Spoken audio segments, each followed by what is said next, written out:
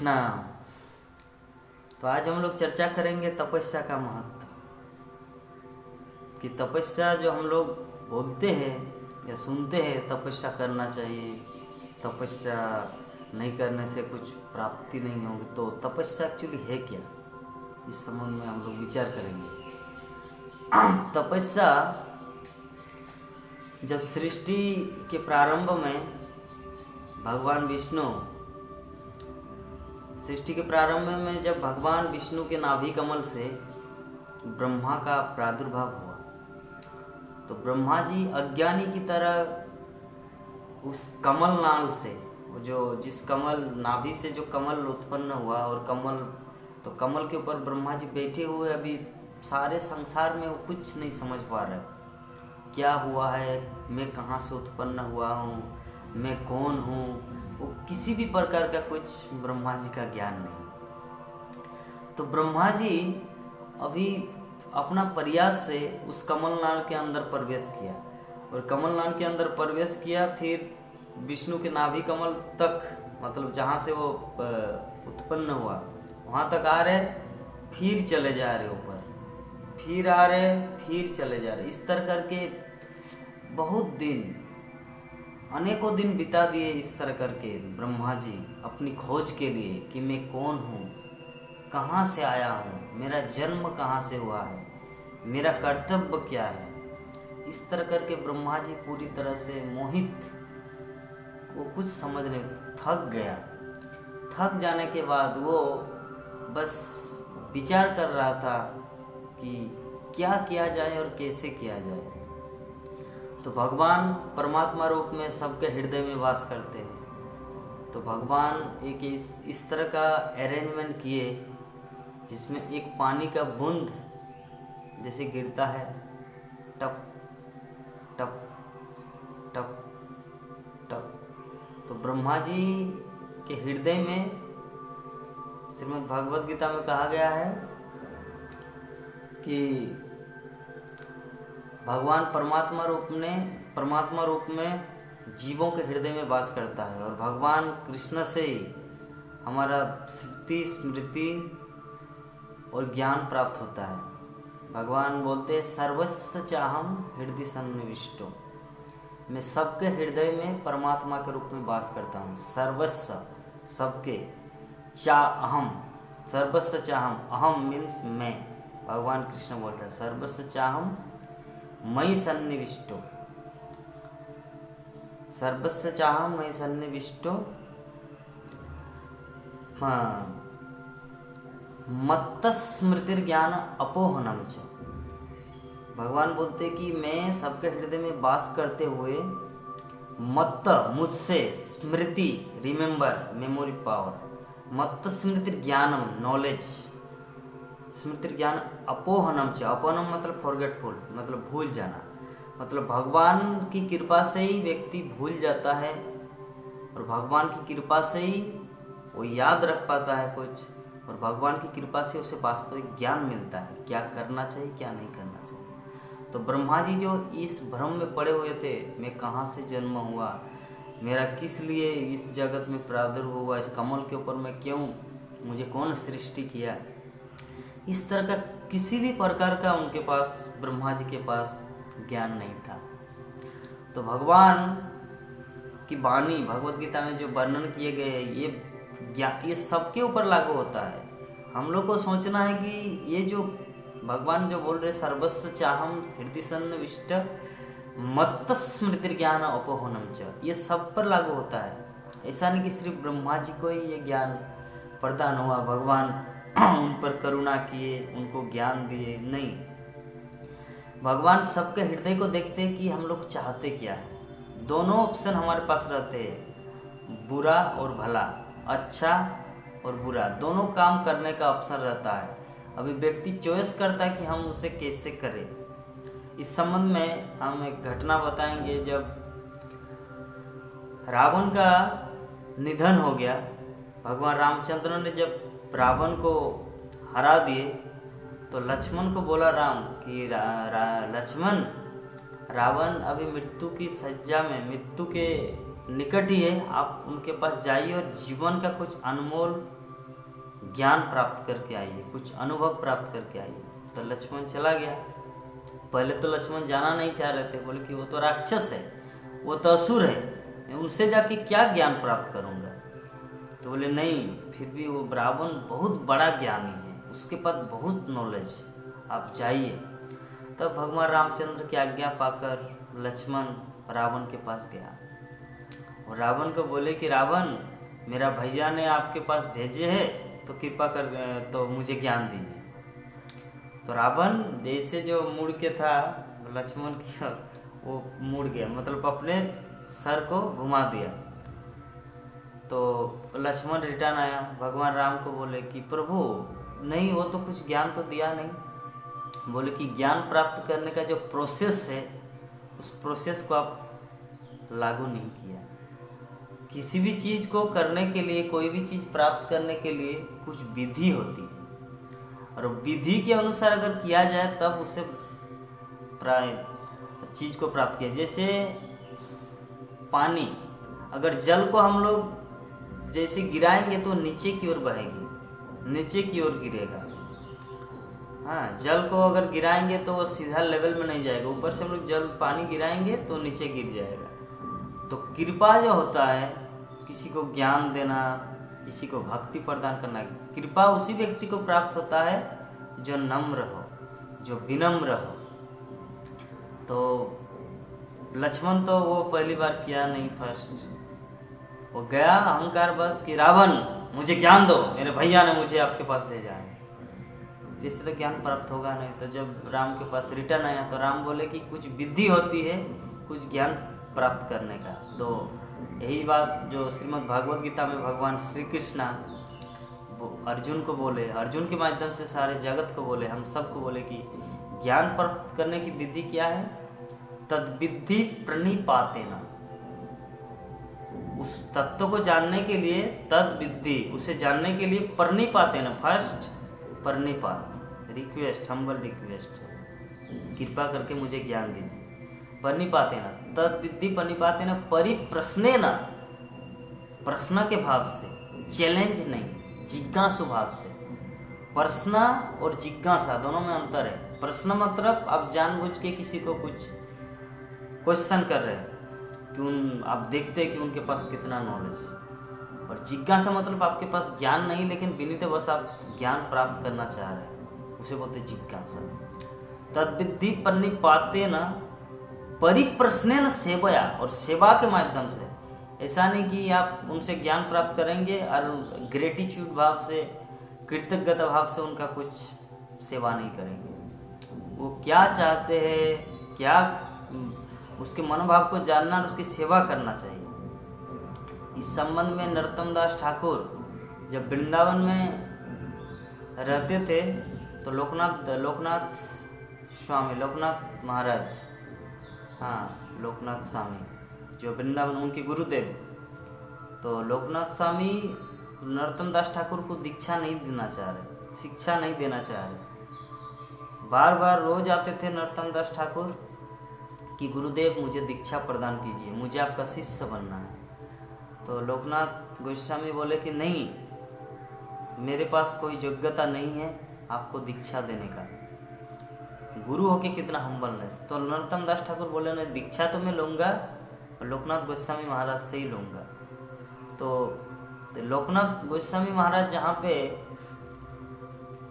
सोच करते थे टॉयलेट, तो भोर में जाकर, प्रातःकाल में नरोत्तम दास ठाकुर जाकर उस जगह को, उस स्टूल मल को अपने हाथों से, कोई कुदाल नहीं, कोई दूसरा चीज़ नहीं, अपने हाथों से उठाकर दूसरे जगह में रखते थे, दूसरे जगह में फेंक देते थे, ताकि जहाँ पर उनका गुरुदेव सोच करता था वो जगह रोज साफ रहे, ताकि किसी भी तरह का उनको दूसरा रोज रोज जगह चेंज ना करना पड़े उनके गुरुदेव को। जिसके कारण नरोत्तम दास ठाकुर क्या करते थे, अपने हाथों से वो मल को दूसरे जगह फेंक देते थे। तो लोकनाथ गोस्वामी महाराज रोजाना रोज जब सोच करने आते तो उनको कंफ्यूज हुआ कि मैं यहाँ पे रोज़ सोच करता हूँ, लेकिन ये जगह इतना साफ क्लीन क्यों रहता है? और वो क्लीन कैसा? वो गोबर का लेप लगा दिया जाता है। नरोत्तम दास ठाकुर क्या करते, उसको फेंकने के बाद गोबर में उसको गोबर देके, जैसे गांव घर में होता है ना, गोबर देके ये करना, अभी तो शहरों में ऐसा होता नहीं, सब पोंछा मारते हैं, तो गोबर से उनको लेप लगा देते हैं ताकि कोई दुर्गंध ना आए। नरोत्तम दास ठाकुर का सेवा भाव तो बहुत 7-8 दिन ऐसे हो गया लगातार। तो लोकनाथ गोस्वामी के अंदर एक कोई ये आया, कन्फ्यूजन है कि ये सब कैसे संभव है। हम तो रोज इसी जगह में शौच करने आते हैं, टॉयलेट करने आते हैं, लेकिन यहाँ पे इतना साफ कैसे है ये जगह? वो पूरी तरह से मतलब चिंतित हो गए। तो देखिए वो एक दिन शौच करने के बाद वो साइड में जाके छुप के देख रहा है कि होता क्या है। तो एक दिन क्या हुआ, वो साइड में एक पेड़ के नीचे पेड़ छुप के देख रहे कि होता है। तो देखा कि नरोत्तम दास ठाकुर जो उनको जो दीक्षा लेने के लिए लोकनाथ गोस्वामी महाराज के पास आए थे बारंबार, बहुत बार, लेकिन वो ठुकरा दिया। लेकिन नरोत्तम दास ठाकुर फिर भी उनकी सेवा कर रहे हैं। यही है नरोत्तम दास ठाकुर कि गुरुदेव, कोई व्यक्ति किसी की सेवा तब तक करता है जब उनसे कुछ प्राप्त होता है। तो वो उनसे दीक्षा लेना चाह रहे कि गुरुदेव मुझे दीक्षा दीजिए, लेकिन लोकनाथ गोस्वामी महाराज उसको दीक्षा दिया नहीं।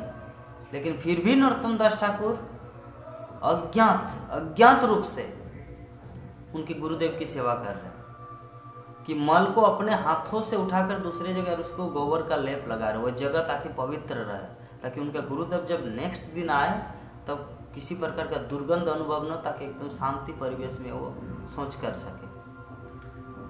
तो ये सब जब दृश्य देखा लोकनाथ गोस्वामी महाराज, जब पेड़ के नीचे से जब देख रहा है कि नरोत्तम दास ठाकुर, तो जाके उनका गले लगा लिया। तो गले लगा, बोले कि नरोत्तम आप क्या कर रहे हैं मुझ जैसे ऐसे। तब वो अपने गुरुदेव मतलब लोकनाथ गोस्वामी महाराज नरोत्तम दास ठाकुर के प्रति इतना प्रसन्न हुआ, उसको दीक्षा देना पड़ा और उसको दीक्षा दिया, ज्ञान दिया। ये एक उदाहरण है। हम बता रहे कि भगवत गीता में जो लक्ष्मण जो गया है रावण के पास ज्ञान प्राप्त करने के लिए, तो ज्ञान प्राप्त करने के लिए जो महान आचार्य हुए हमारे गौड़ीय परंपरा में, ये हमारे पूर्वज, या जो हम महान भगवान कृष्ण के महान शुद्ध भक्त जो हम लोगों को सिखाए हैं कि अगर ज्ञान प्राप्त करना है, अगर आध्यात्मिक ज्ञान प्राप्त करना है या कोई भी ज्ञान, तो शरणागति कितना जरूरी है। ये नरोत्तम दास ठाकुर के जीवन में हुआ और ये हुआ है हमारे इस्कॉन के फाउंडर आचार्य श्रील प्रभुपाद, श्री भक्तिविनोद स्वामी प्रभुपाद के गुरुदेव श्रील भक्ति सिद्धांत सरस्वती ठाकुर, उनके जीवन में भी सेम घटना ऐसे ही हुआ था कि भक्ति विनोद ठाकुर का पुत्र है विमला प्रसाद, मीन्स भक्ति सिद्धांत सरस्वती ठाकुर। तो भक्ति सिद्धांत सरस्वती ठाकुर को भक्ति विनोद ठाकुर ने बोले कि आपका गुरुदेव गौरकिशोर दास बाबा जी महाराज परम वैराग्य है, उनसे बढ़कर वैष्णव अभी संसार में नहीं है, आप उनसे दीक्षा ले लीजिए। तो भक्ति सिद्धांत सरस्वती ठाकुर मतलब उस समय इतने वो बहुत बड़े ज्ञानी, भक्त, विद्वान, फिलोसोफर, यहाँ तक कि ज्योतिष भी जानते थे। और ये जो गौरकिशोर दास बाबा जी महाराज, वो पढ़ना लिखना कुछ नहीं जानते थे, वो निरक्षर है, वो कुछ नहीं जानते, वो आपको कुछ भी नहीं, शास्त्र का कुछ ज्ञान नहीं है। शास्त्र का दिव्य ज्ञान है, गुरु परंपरा से उसको हृदय में ज्ञान प्राप्त हुआ, लेकिन वो पढ़ना लिखना शास्त्र का कुछ ज्ञान नहीं है। तो ऐसे व्यक्ति के सामने भक्ति विनोद ठाकुर भक्ति सिद्धांत सरस्वती ठाकुर को भेज रहे हैं कि आप जाइए और गौरकिशोर दास बाबा जी महाराज से दीक्षा लीजिए। तो भक्ति सिद्धांत सरस्वती ठाकुर राजी हो गया जाने के लिए। तो उनके पास एक ये था, भाव था कि मैं ज्ञानी हूँ। एक्चुअली उनका गुरुदेव, अभी हम घटना बता रहे हैं कि उन सब एक भाव होता है कि नहीं, मैं एक दार्शनिक हूँ, मैं एक विद्वान हूँ, मैं एक अच्छा ज्ञानी हूँ। तो ऐसे भाव से जब गया था गौरकिशोर दास बाबा जी महाराज के पास, तो गौरकिशोर दास बाबा जी महाराज डिनाइट कर दिया डायरेक्ट, नहीं मैं दीक्षा किसी को देता नहीं और मैं दीक्षा नहीं दे सकता, क्योंकि मेरे पास कुछ योग्यता नहीं है दूसरे को दीक्षा देने का। और आप तो ठहरे बहुत बड़े विद्वान, आपके पास कितना नॉलेज है, कितने बड़े बड़े लोग आपको जानते हैं, और मेरा क्या योग्यता है। गुरु मतलब जो शिष्य से ज़्यादा ज्ञान रखता है, जो शिष्य को वो शासन कर सके, ज्ञान के माध्यम से किसी भी तरह से उनको सब प्रकार से ज्ञान दे सकते। लेकिन मेरे पास तो कुछ शास्त्र का नॉलेज नहीं है, मेरे पास किसी भी प्रकार का नॉलेज नहीं है। मैं आपको कैसे ज्ञान दे सकता हूँ, कैसे दीक्षा दे सकता हूँ, कैसे दीक्षा शिक्षा दे सकता हूँ। तो भक्ति सिद्धांत सरस्वती ठाकुर को अंत में बोल दिया कि मैं आपको दीक्षा नहीं दे सकता। तो भक्ति सिद्धांत सरस्वती ठाकुर रिटर्न आ गए अपने पिता भक्ति विनोद ठाकुर के पास। तो भक्ति विनोद ठाकुर उसे पुनः बोले कि आप फिर से जाइए, दूसरा दिन फिर से जाइए और उसे अनुरोध कीजिए। तो फिर दूसरे दिन चला गया भक्ति सिद्धांत सरस्वती ठाकुर और बोले कि गुरुदेव, मुझे तो दीक्षा आप ही से लेना है, कृपा करके मुझे आप ज्ञान दीजिए, मुझे आप अपने कृपा से वंचित मत कीजिए। तो बहुत प्रयास किया, लेकिन फिर भी बोले कि नहीं, मैं नहीं दे सकता दीक्षा, मेरा कुछ योग्यता नहीं है। आप सुनते क्यों नहीं? मेरे पास कुछ क्वालिटी रहेगा, कुछ गुण रहेगा, तब तो मैं किसी को दीक्षा दे सकता हूँ। मेरे पास तो कुछ योग्यता ही नहीं है, आप समझते क्यों नहीं इस बात को? फिर उस सब बोले कि आप चले जाओ, मैं दीक्षा नहीं दे सकता आपको। तो भक्ति सिद्धांत सरस्वती ठाकुर फिर अपने घर चले आए। भक्ति विनोद ठाकुर को बोला कि नहीं, मुझे तो दीक्षा नहीं दिया। तो बोले कि फिर आप चले जाओ उनके पास। देखिए, जो शिष्य होता है, शिष्य और गुरु जो नित्य परंपरा जो लेंगे तो उसी से दीक्षा लेंगे। जैसे नरोत्तम दास ठाकुर मल को फेंका, फिर भी लोकनाथ महाराज से दीक्षा प्राप्त। तो सेम थिंग हो रहा है भक्ति सिद्धांत सरस्वती ठाकुर के जीवन में कि 3 बार बोले भक्ति विनोद ठाकुर बोले कि फिर आप चले जाओ। तो फिर भक्ति सिद्धांत सरस्वती ठाकुर गए, बोले कि आप मुझे दीक्षा प्रदान कीजिए, क्योंकि मैं कैसे भक्ति जीवन में कैसे आगे बढ़ पाऊँ, और मुझे भक्ति करना है, कृष्ण को प्रसन्न करना है, आपको प्रसन्न करना है। तो गौरकिशोर दास बाबा जी महाराज विचार किया, ठीक है, आप अभी चले जाओ, मैं कृष्ण से पूछ लूँगा, मैं महाप्रभु से पूछूंगा कि अगर बोले कि मैं दीक्षा देना, अगर वो परमिशन दे मुझे कि हाँ आप दीक्षा दीजिए भक्ति सिद्धांत विमला प्रसाद को, तब हम देंगे, तो अभी आप चले जाओ। तो भक्ति सिद्धांत सरस्वती ठाकुर रिटर्न आया अपने घर। तो भक्ति विनोद ठाकुर को बोले कि आज गुरुदेव बोले हैं कि मैं कृष्ण से पूछूंगा, फिर हम देंगे आपको दीक्षा। तो बोले ठीक है, आप कल चले जाना। तो भक्ति विनोद ठाकुर उसको भेजा नेक्स्ट दिन 4 दिन में। तो चला गया भक्ति सिद्धांत सरस्वती ठाकुर और बोले कि गुरुदेव आप कृष्ण से पूछे। तो गौरकिशोर दास बाबा जी महाराज बोले कि नहीं, मैं तो भूल गया, आप किसी दूसरे दिन चले आइए। तब भक्ति सिद्धांत सरस्वती ठाकुर गौरकिशोर दास बाबा जी महाराज के चरणों को पकड़ लिया और ऐसे पकड़ा जैसे कोई मगरमच्छ हाथी को पकड़ता है। तो भक्ति सिद्धांत सरस्वती ठाकुर उनके गुरु महाराज गौरकिशोर दास बाबा जी महाराज के चरणों को पकड़ के अपना सर आंसुओं से, मतलब नैनों की आंसुओं से उसके चरणों में आंसू गिरा रहे। बोले कि गुरुदेव मुझे और परीक्षा मत लीजिए, अनेक परीक्षा हो गया आपका। बोले कि मेरा जितना ज्ञान, जितना आप सोच रहे कि मेरे पास विद्वान ज्ञान, इस ज्ञान उस सागर के जल के समान है। जैसे सागर में तो अनेकों जल है, अनेक जल राशि है ना, लेकिन उस जल राशि का कार्य क्या है? क्योंकि वो सल्टी है, वो तो नमकीन है, उसको कोई पी नहीं सकता। तो उसी प्रकार मेरा जितना सारा ज्ञान है वो समुद्र के जल के समान है, जो कोई भी पी के तृप्त नहीं हो सकता। तो इसीलिए आपकी कृपा रूपी अमृतमय क्या दीक्षा से या अपनी शिक्षा से, आपकी कृपा रूप से मुझे इस सागर की क्षार जल, मतलब नमकीन जल को आप स्वादिष्ट मीठा जल में परिवर्तित करके जगत के कल्याण के लिए मुझे पवित्र बनाए। तो जब भक्ति सिद्धांत सरस्वती ठाकुर की ये वाणी, ये जो हृदय की पुकार गौरकिशोर दास बाबा जी महाराज सुने, तो उनका हृदय द्रवीभूत हो गया, पिघल गया उनका कि क्या इसे अभी मुझे कृपा तो करना ही है। तब वो भगवान को अंतर ही अंतर पुकारे गौरकिशोर दास बाबा जी महाराज कि आज मेरा शिष्य दीक्षा लेने के योग्य है, क्योंकि आज इनका समस्त अहंकार, जो ज्ञान का गर्व, विद्वता, स्कॉलरशिप, ज्योतिष, एस्ट्रोलॉजी, जितना सारा ज्ञान, मतलब जो अहंकार था, अहंकार पूरी तरह से चूर्ण हो गया। अभी ये पूर्ण रूप से तद्विद्धि पन्निपाते न परिपर्शने न सेवया उपदेक्षिन्ते ज्ञानम ज्ञानेन तत्त्वदर्शिना। अभी ये पूर्ण रूप से शुद्ध हो चुका है, अपना समस्त अहंकार अपने नयन की झर से, आंसुओं से धो डाले हैं पश्चाताप से। अब ये यज्ञ है दीक्षा लेने का। तब गौरकिशोर दास बाबा जी महाराज उनको भक्ति सिद्धांत सरस्वती ठाकुर को दीक्षा दिए, ज्ञान दिए।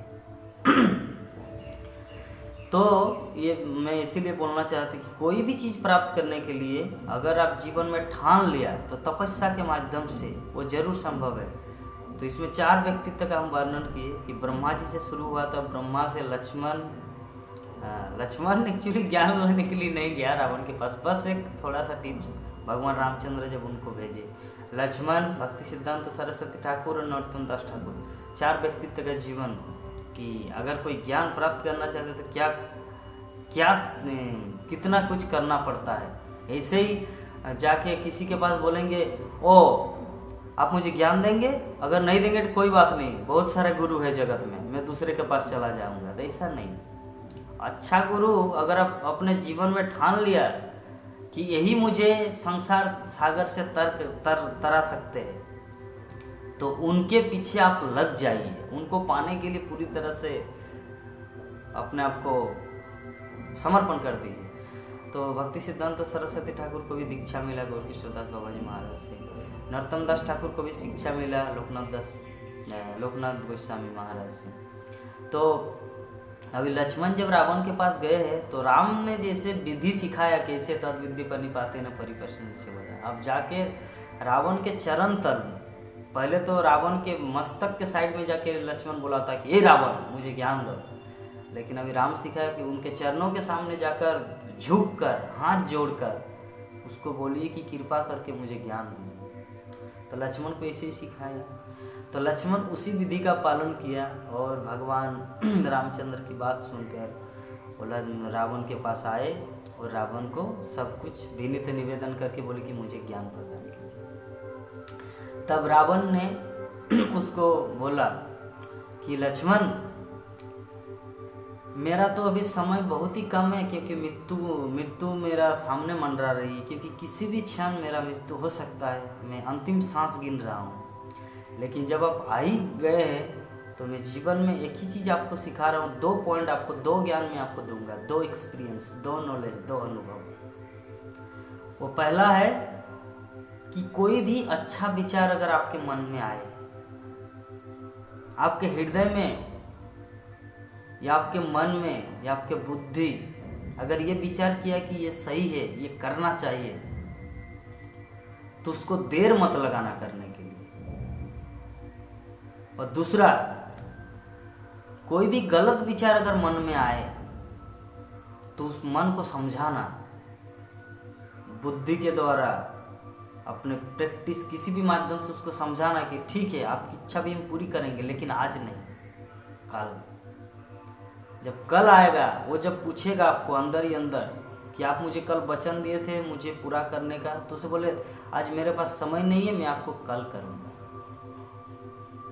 2 चीज़ बोला था कि पहला क्या कि कोई भी अच्छा विचार, अच्छा चीज़ आपके मन में आए तो उसको पूरा करने के लिए 1 सेकंड भी देर मत करो, उसको तुरंत करने के लिए तत्पर हो जाना। और दूसरा क्या बताए कि कोई भी बुरा चीज़ हो तो उसको समय दे देना कि कल करेंगे, जैसे कल आएगा परसों करेंगे, नरसों करेंगे, ऐसे करके जैसे उसको कल वेटिंग लिस्ट में रख देंगे आप, तो एक दिन वो भूला जाएगा। और जो आप करना चाह रहे अपने जीवन में अच्छा चीज, वो आपका सफलता की ओर। तो रावण अपने जीवन का दृष्टांत देकर लक्ष्मण को समझाया कि लक्ष्मण मैं इतना प्रतापी राजा था कि 33 करोड़ देवी देवता मेरे राजमहल में या मेरी लंका में बंधे हुए थे, सबको मैं अलग अलग नौकरी दिया था कुछ करने के लिए। इंद्र को, बृहस्पति को ट्यूशन मास्टर, इंद्र को घोड़ा का घास काटना, विभिन्न प्रकार के, मैं सबको, इतना मैं प्रतापी राजा था, इतना बलवान था। और मैंने सोचा था पहले कि सागर जो है, ये समुद्र पूरा नमकीन है, तो क्यों न इसे मीठा पानी बना के सबके कल्याण के लिए, कि सभी सुंदर रूप से पानी पिए। ये मेरे मन में विचार आया था। तो मैं सोचा ठीक है, अभी तो समय है, जब समय मिलेगा तो हम कर लेंगे। उसको हम एक साइड रख दिया। दूसरा कि स्वर्ग जाने के लिए, स्वर्ग जाने का बहुत लोग लालाई थे, तो मैं सोचा था कि एक स्वर्ग का सीढ़ी बांधेंगे, एक लिफ्ट, जिसमें स्वर्ग से व्यक्ति आना जाना आसानी से हो सकता है। इतना तपस्या, जोग, मार्ग ये करने की जरूरत नहीं थी। रावण के इतना क्षमता भी था, अगर वो चाहते तो कर सकते थे। इतना प्रतापी नहीं, इतना तप शक्ति, जोग बल के माध्यम से या घनघोर तपस्या के माध्यम से इतना शक्ति अर्जित किया था। वो चाहे तो कर भी सकता था। तो बोले कि देखिए, जो अच्छा चीज़ था मैं उसको साइड कर दिया कि अच्छा ठीक है, करेंगे ना, कल करेंगे। लेकिन जो बुरा चीज़ है मैं तुरंत उसे पकड़ लिया। बुरा चीज़ क्या? जब शूर्पणखा मेरे पास आई और बोले कि भैया, कि दो बालक वन में घूम रहे अपनी सुंदर नारी के साथ, तपस्वी बालक, सन्यासी बालक, मतलब रावण लक्ष्मण का इंडिकेट कर रहे हैं। शूर्पणखा जब आई राजमहल में, लंका में, और रावण को सब कुछ बोल दिया कि भैया ऐसे मेरा नाक काट दिया, तो बोले कि लेकिन मैं चाह रहा था कि उनकी जो सुंदर पत्नी थी, नारी थी, उनको मैं आपकी सेवा में लगाने के लिए लंका ले आने ही वाले थी, लेकिन क्या कर, मैं असफल रही। और उनका जो दो भाई हैं उनमें से लक्ष्मण मेरे नाक को काट दिया। तब रावण क्या किया, उस पर विचार नहीं किया। रावण बोल रहे, खुद अपना स्टोरी बता रहे हैं लक्ष्मण को कि जो गलत है वो गलत है। मेरे हृदय में ज्ञान हुआ था कि ये गलत है, मैं उनकी नारी का अपहरण क्यों करूं? हो सकता है वो गलत था। शूर्पणखा आप क्यों गई थी उनको ये करने के लिए? वो तो दूसरे की पत्नी है। रावण के मन में आया, तो लेकिन रावण गलत चीज़ था, जाके सीता को हरण किया। और सीता को हरण किया, और अभी दशा यही है कि मैं अभी मृत्यु के सज्जा में पड़ा हुआ हूँ लक्ष्मण। तो इसीलिए मेरे जीवन में जो दो उपदेश आपका, कि कोई भी अच्छा चीज़ अगर आपके मन में, बुद्धि में, हृदय में या किसी के माध्यम में अगर आए विचार, सुंदर विचार, तो उसको करने के लिए 1 सेकंड भी देर मत लगाना। और दूसरा है, जो भी बुरा विचार आए उनको वेटिंग में रखना कि कल करेंगे।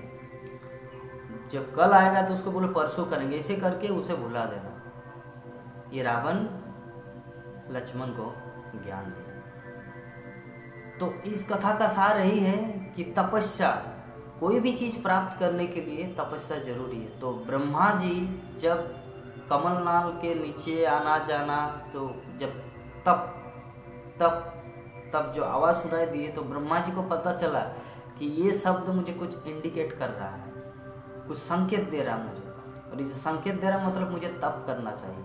तब ब्रह्मा जी ने 100 वर्ष तपस्या की।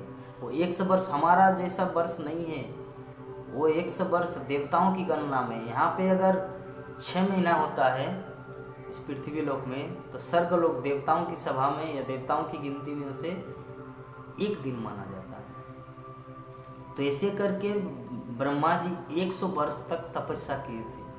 तब भगवान विष्णु प्रकट हुए, भगवान कृष्ण प्रकट हुए और उसको ज्ञान दिया कि जन्मादस्य जतो न तितेरस चार्थी सुअभिज्ञ सराट तेने ब्रह्म हृदय आदि कवये मुह्यंति जत सूर्य। तेने ब्रह्म हृदय, ब्रह्मा जी को भगवान श्री कृष्ण ने ज्ञान दिया। तेने ब्रह्म हृदय आदि कवयो, आदि कवयो, भगवान कृष्ण ने ब्रह्मा जी को ज्ञान दिया। तो ये कथा का सार यही है कि भगवान जब किसी पर कृपा करते हैं ना, तो 1 सेकेंड में चारों वेद, 18 पुराण, 750 108 उपनिषद, समस्त ज्ञान, जिसे ध्रुव महाराज को प्राप्त हुआ। शंख को टच कर दिया, ध्रुव महाराज को ज्ञान हो गया। ध्रुव महाराज ऐसी स्तुति करने लगे भगवान को। तो ये वंडरफुल अद्भुत लीला है भगवान की। तो इसीलिए हम लोग को भागवतम के माध्यम से, वैदिक ग्रंथों के माध्यम से, भगवद गीता के माध्यम से, भगवान के शुद्ध भक्तों के माध्यम से अगर कुछ निर्देश प्राप्त हो कि ये करना चाहिए, ये करना है, ये करना चाहिए, तो उसको तुरंत एक्सेप्ट करना है। वही हमारे जीवन का तप है, वही हमारे जीवन का तपस्या है। और उसी तपस्या से हम लोग भगवान को प्राप्त करेंगे। और जब भगवान को प्राप्त करेंगे तो 1 सेकंड में समस्त ज्ञान 1 सेकंड में वो अपने भगवत धाम में ले जा सकते हैं। यही है भगवान की लीला। तो आज का टॉपिक्स था तपस्या का महत्व। तो आप सभी हरे कृष्णा कृष्णा कृष्णा हरे हरे, हरे राम राम राम हरे हरे, इस महामंत्र का निरंतर जप कीजिए। चैतन्य महाप्रभु यही हम लोगों से चाहते हैं, यही हमारे जीवन की तपस्या है। हरे कृष्ण।